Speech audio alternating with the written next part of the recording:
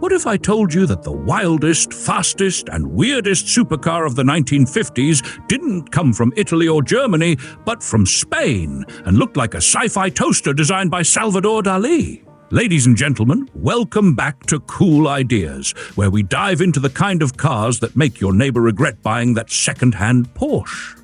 Today's ride? It's got the body of a Bubble, the soul of a Ferrari, and the build quality of, well, a truck factory on its lunch break. Even Timmy, who once tried to turn a cement mixer into a jacuzzi, said, "Bro, this one's too far." And that's coming from a man who thinks WD-40 cures arthritis. Before we dive in, do the right thing. Hit that subscribe button. Because if Timmy can find the subscribe button after 3 sangrias, so can you. Now, let's talk about the beast, the 1952 Pegaso Z-102 Cupula. In the chaotic post-war 1950s, most countries were rebuilding roads. Spain said, "Let's build the fastest car in the world with our bus company." Enter Wilfredo Ricart, a man so talented he made Alfa Romeo nervous and Enzo Ferrari furious. When Ricart wasn't arguing with Italians, he was dreaming up a car that could outshine anything from Modena. And so, in the dusty remains of the Hispano-Suiza factory, Pegaso Z-102 was born. Now, I believe Ricart might have been part mad scientist, part Bond villain.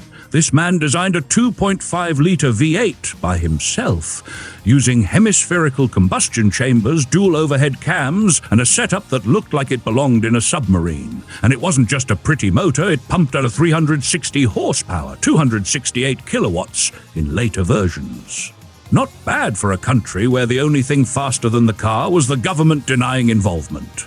Independent suspension in front, a DD-on setup in back, torsion bars, a racing pedigree, and a wheelbase so short it made parking easy and surviving corners optional. Would you dare drive a rear steer car? Let me know below, especially if your life insurance is up to date. But let's talk about the Cupula. Oh, the Cupula. The second ever Pegaso Z-102, designed not by Pininfarina, not by Touring, but by Spanish students who apparently thought, let's predict the car of the year 1983 in 1952. The result? A giant bubble rear window and curves that made even Timmy say she's thick.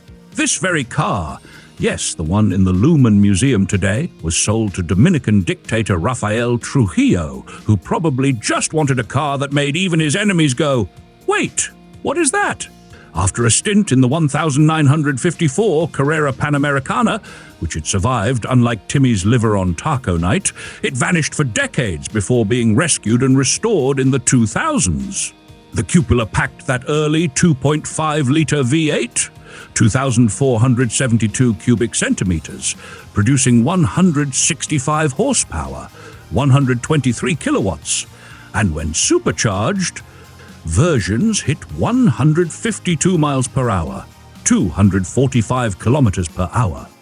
That was record-breaking for a touring car in 1953 before Jaguar came and rained on Spain's Fiesta. Built on a steel platform with just a 7 feet inches, 2,340 millimeters wheelbase, the car rode like a jet ski with ambition. Only 87 Pegaso Z-102s were ever built before NASA threw in the towel and said, "You know what? Let's just make buses that don't scare people." And out of those 87, only 2 Pegaso Z-102 Cupula models were ever created. Just 2.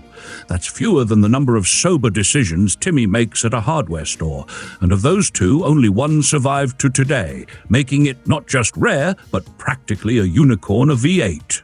Today, the restored Cupula is priceless. But if you had to guess, some Pegasos have auctioned north of $900,000, but this one, you'll need a museum budget and a forgiving spouse. And finally, if you liked the video, laughed at least once, or just feel bad for Timmy who still thinks Cupula is a Spanish omelette, consider becoming a sponsor of our channel for just $1. Sponsorship links down in the description. See you next time. Bring your helmet, and maybe your mechanic.